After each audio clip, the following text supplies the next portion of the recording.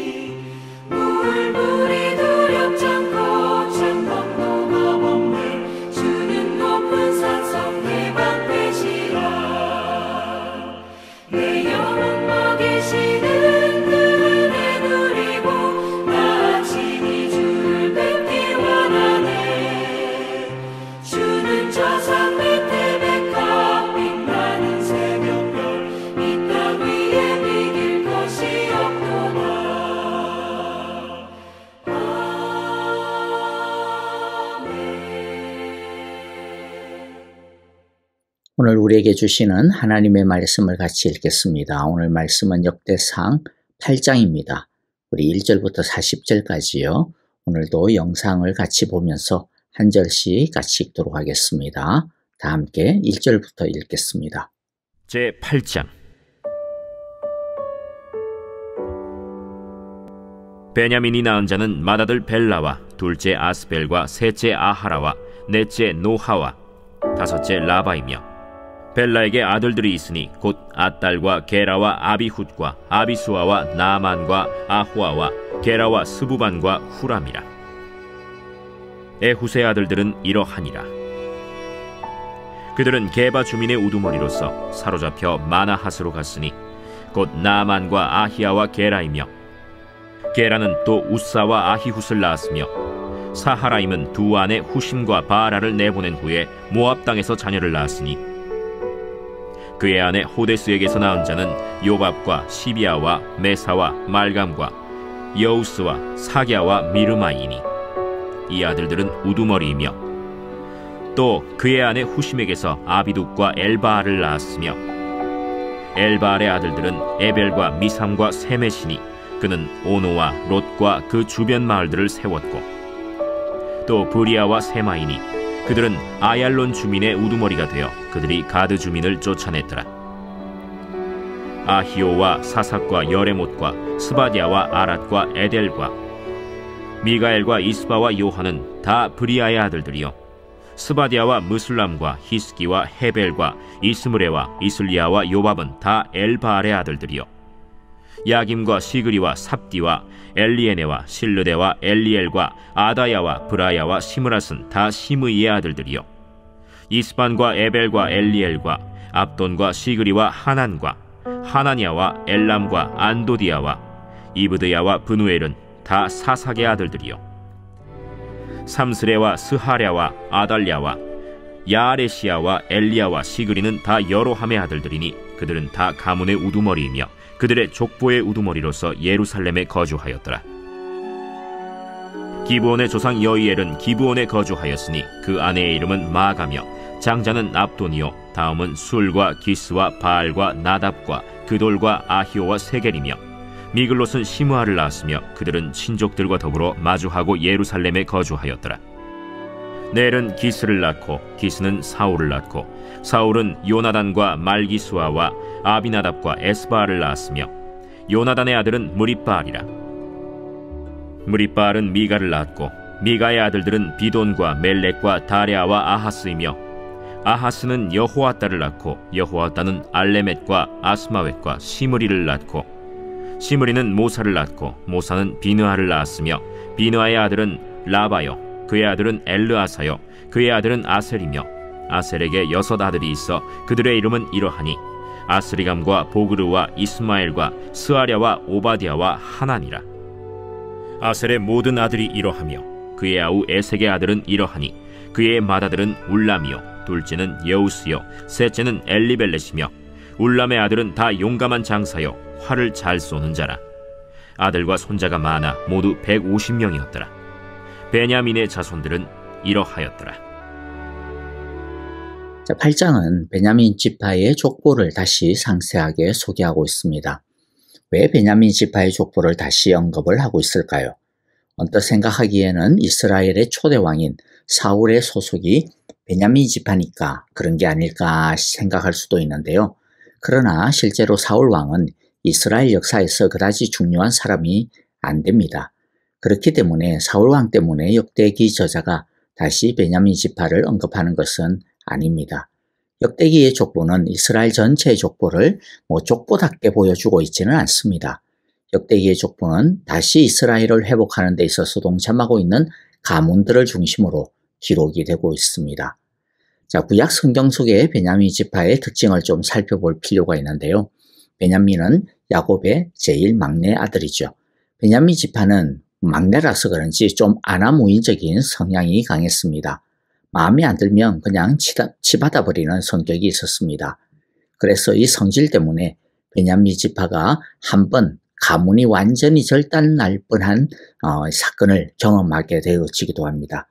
사사기 19장에서 21장에 걸쳐 기록이 되고 있는 사사기의 마지막 에피소드를 장식하고 있는 소위 기브아 사건이 그것입니다. 사건의 전모는 이렇습니다. 에브라임 산지에 살고 있던 어떤 레위 사람이 유다 베들레헴으로부터 처벌맞아 들였습니다. 레위 사람이 처벌맞아 들였다라고 하는 사실 자체가 사실 이 당시 얼마나 영적으로 엉망진창인가라고 하는 것을 보여주고 있습니다. 사사시대는 왕이신 하나님의 말씀은 완전히 무시가 되었고 사람들은 자신이 왕이 되어 자기 마음대로 자기가 원하는 대로 자기가 주인 노릇하며 살고 있었습니다. 그런데 더 가관인 것은 첩으로 들어온 이 여자가 바람을 피웠고 바람을 피운 뒤에 친정으로 돌아가 버리고 말았습니다. 하지만 레위 사람은 첩을 잊지 못하고 첩을 다시 데려오기 위해 베들레헴에 있는 친정집으로 가서 겨우 설득하여 다시 고향으로 돌아오고 있었습니다. 베냐민 지파 땅인 기브아에 이르렀을 때에 날이 어두워졌고 어디 들어가서 지낼 곳이 없어 꼼짝없이 들에서 자게 생겼는데 다행히 마음씨 좋은 한 노인의 배려로 그의 집에 자게 되었습니다. 그런데 레위 사람과 첩이 노인의 집에 들어갔다라고 하는 것을 알게 된 기브아 성읍의 불량배들이 노인의 집으로 몰려들어와서 자신들이 레위 사람하고 관계를 할 테니 내어놓으라고 위협을 합니다. 여기서 관계를 한다라고 하는 말은 성관계를 한다라고 하는 뜻입니다. 그러니까 불량배들은 레위 사람과 동성 간에 성관계를 갖겠다라고 난동을 피우고 있는 것입니다. 동성 간의 성관계도 하나님께서 끔찍히 싫어하시는 죄인데 거기다가 거룩한 레위 사람을 아랑곳하지 않고 성관계를 하겠다라고 난리를 피우고 있는 것이니 이들에게는 하나님을 두려워하는 마음이 전혀 없다라고 하는 것을 우리가 볼 수가 있습니다. 그냥 욕망의 눈이 먼 짐승에 불과했습니다. 이거는 옛날에 롯의 시절, 그렇죠? 소돔과 고모라의 그 사건하고 똑같습니다.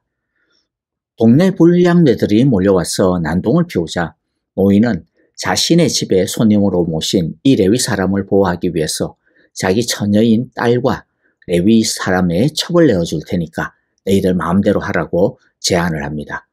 하지만 레위 사람은 애꿎은 노인의 처녀딸까지 망가뜨리는 것은 도리가 아니라고 판단을 하였는지 자기의 첩만 불량배들에게 내줬고 불량배들은 밤새도록 그녀를 윤간해서 아침결에는 죽음에 이르게 합니다. 자기의 첩인 아내를 방패 삼아서 자기는 험한 꼴을 피한 것이죠.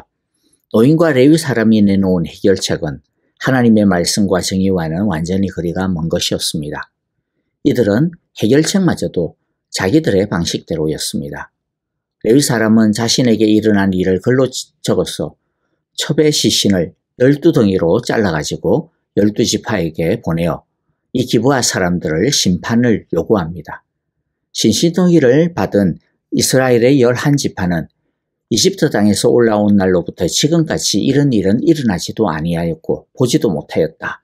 이런 말을 하면서 이 사태가 매우 심각하다라고 한 것을 알고 40만 대군을 동원해서 베냐민 지파와談판에 들어갑니다.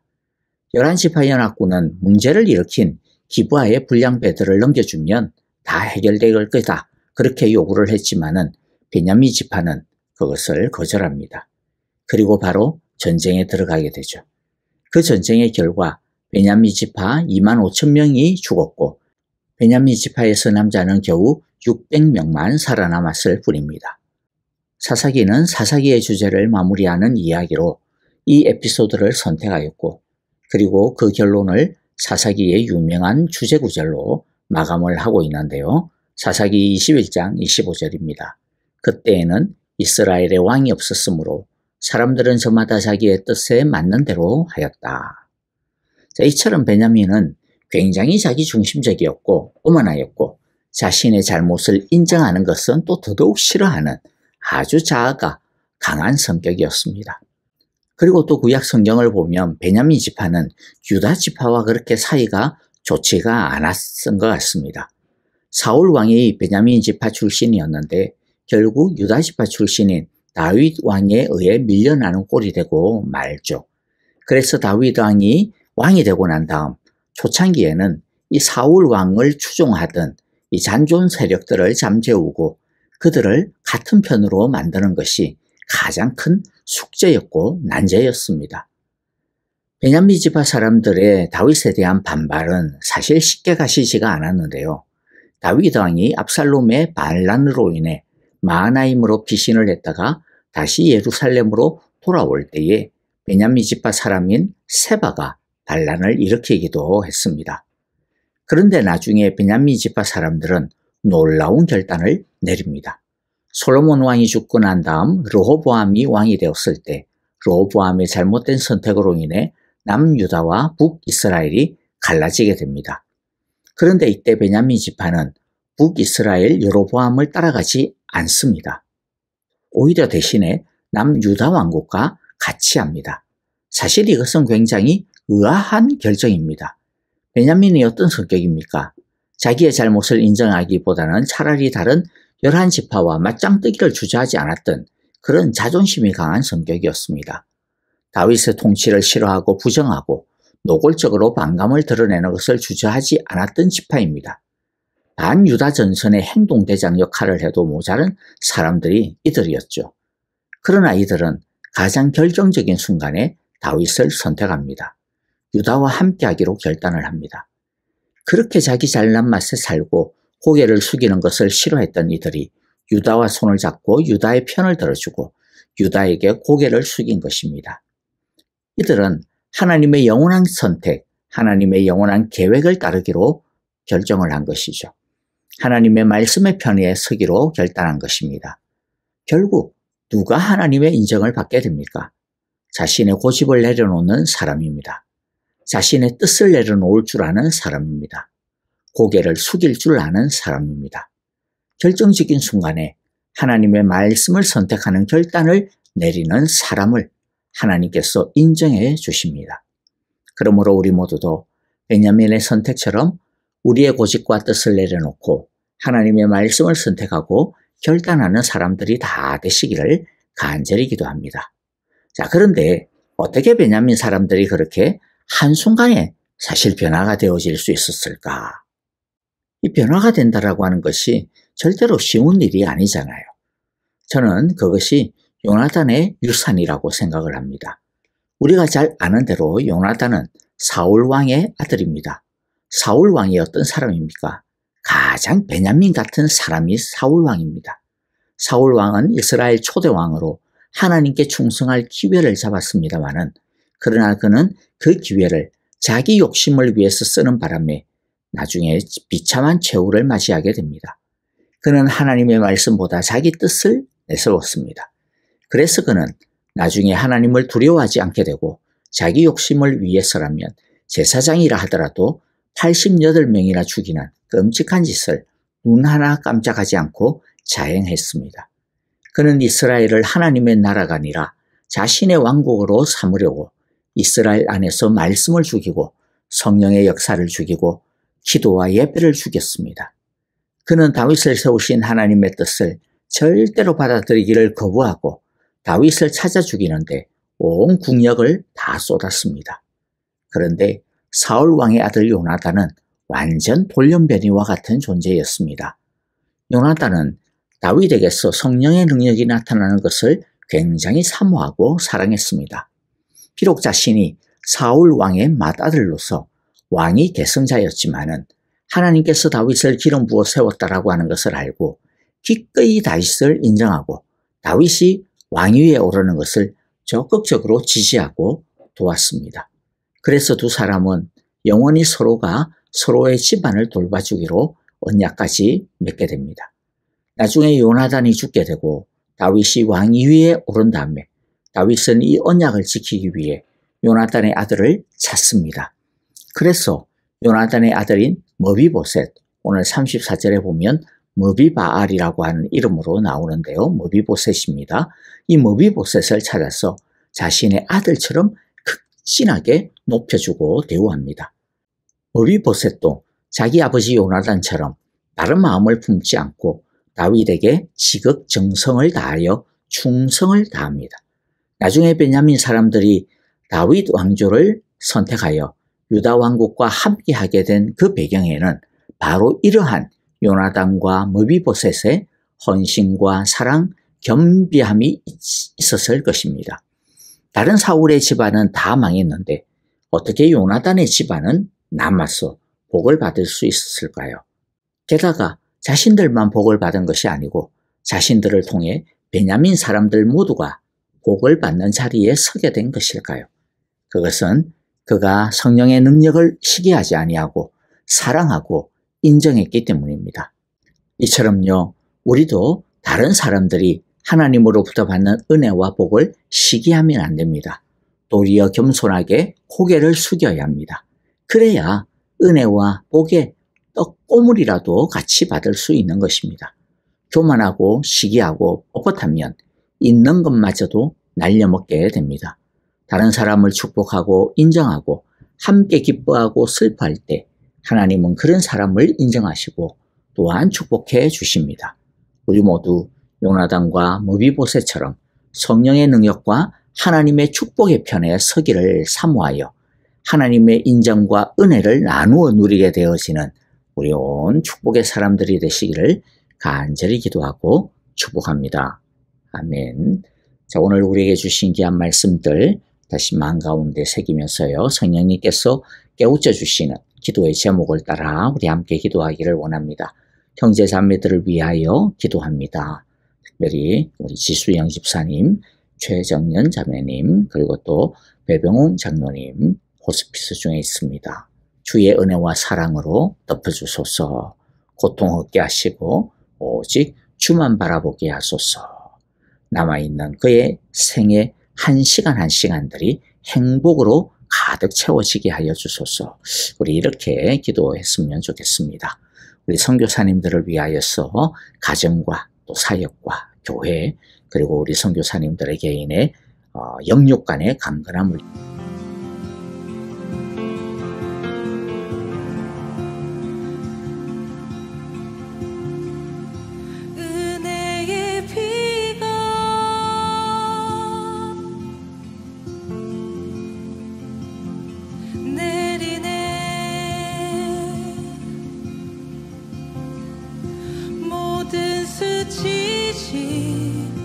모든 어문 씻겨지네.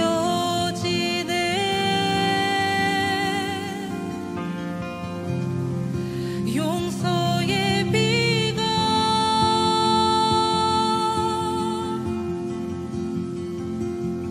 흐르네. 죄악에 물든 마음 주가